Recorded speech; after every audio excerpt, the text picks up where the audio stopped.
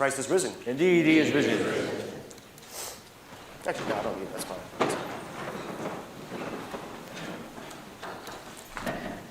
Culturally speaking, we kind of always stay at the first stage of focusing on Thomas's doubt. We call him Doubting Thomas. We all know that. We can tend to call other people's a Doubting Thomas. But in reality, Thomas is a human being. Again, we always tend to, which is good to some degree, follow me here, to supernaturalize the apostles. And we say, okay, well, they were with Jesus the whole time. They were at his feet. They were learning from him all of this, witnessing all the miracles, as I've kind of been saying the past few liturgies. And that is true. They have witnessed everything. They've seen that. And yet in their humanity, they tend to fail. They tend to doubt. They tend to have fear. Again, why did Jesus, when he entered into that door, why did he have to say, peace be to you, peace be with you?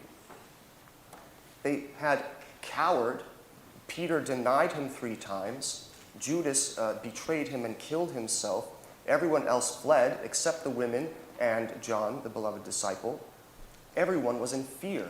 They saw their master be, gruesomely executed. They were in fear for their very lives. They possibly, again, we don't know, but what is the real source of their fear? They may have been in fear that the ministry might be over, that it might not have the fulfillment that Jesus taught them. Okay? And then who appears behind those locked doors while they are in hiding?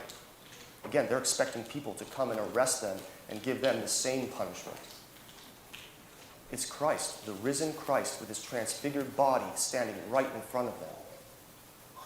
If we're not human, we are human, but that would elicit an incredible amount of fear, an incredible amount of bewilderment, an incredible amount of pause, and say, what is this experience that I am seeing and having right in front of me? He says, peace be with you, it is me. So, how can we judge Thomas that harshly? Even when his friends that he has been with this entire time through the ministry, all these 3 years, the ones that he had ate at table with, walking around, traveling, traveling partners, it's not always, you don't always get along so well. The more time you spend on the road or in any situation, that whole family life, you have to learn to live with each other. They spent all that time getting to know each other and be with each other, listening, performing the miracles themselves when they were sent out, casting out demons themselves by using Jesus' name. All of that. And now here, Thomas is not even believing his brethren. Why? Because what he is being asked to believe is something so incredible, so monumental, so new, so, again, supernatural. What do you mean he's risen? No, I won't believe it. I won't believe it until I see it. Thomas is with them, and what happens? He says, not until I touch him. He wants to touch. He wants to experience with his body. But just at the sight, Thomas is transfigured. He is transformed.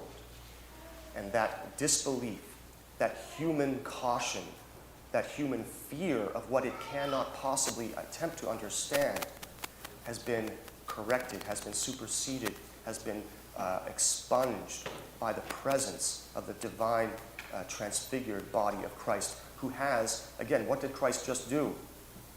Endured all of that.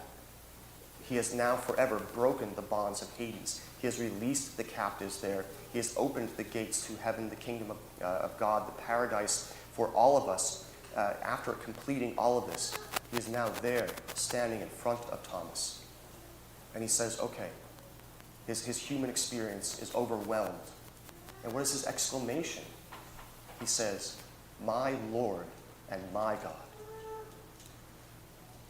It's easy for us to doubt too, in and through our lives. It's easy for us to not believe the word, good spoken words of our friends, of our good buddies or whoever. We can hear about the gift of salvation. We can hear about the Catholic Church. We can hear about these freeing words of Jesus Christ and his commandments that raise us above the chains of this world and the chains of the devil. We can hear about that from our friends. right?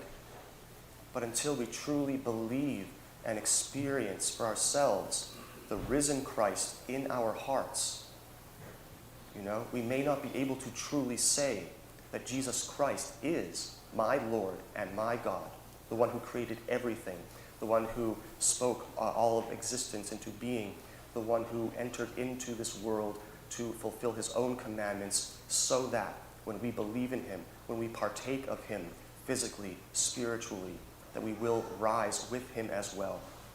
Again, Thomas has come to that belief, and that belief led him to become a disciple, to go into the world and to bring that message that he has seen and experienced with his own eyes to the whole world. Well, specifically, Thomas went to India, but that was his mission given to him.